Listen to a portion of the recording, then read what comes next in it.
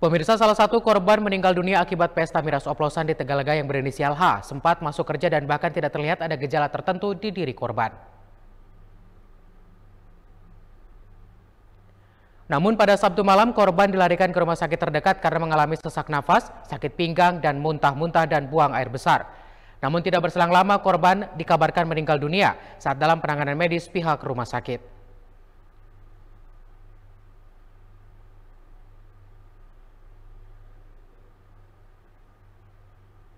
Yang korban masih sama saya.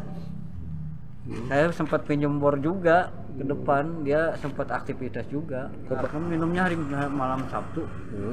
Sabtu pagi dia masih aktivitas. Nggak kelihatan ada tanda-tanda gimana, nggak ada.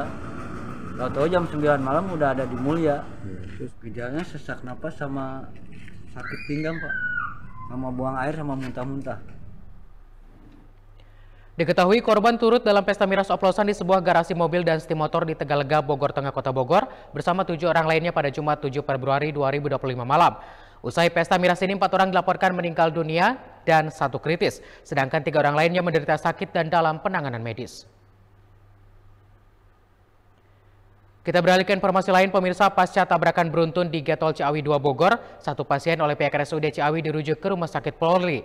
Sedangkan 4 lainnya saat ini masih menjalani perawatan intensif di RSUD Ciawi dengan kondisi stabil.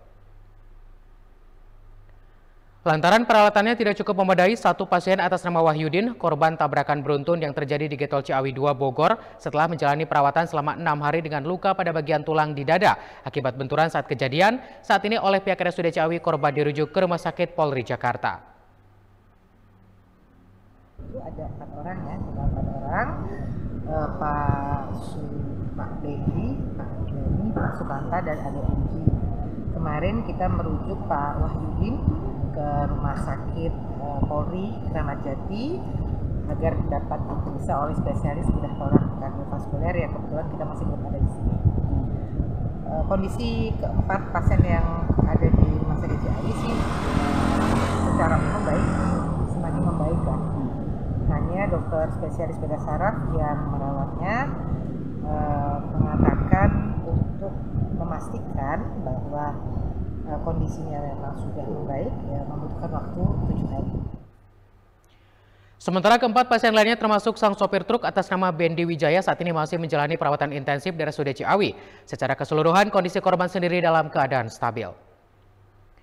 Ya pemirsa, demikian informasi yang bisa kami sampaikan untuk Anda yang sudah dihimpun tim redaksi. Terima kasih atas perhatian Anda. Saya Rama Aditya, sampai jumpa.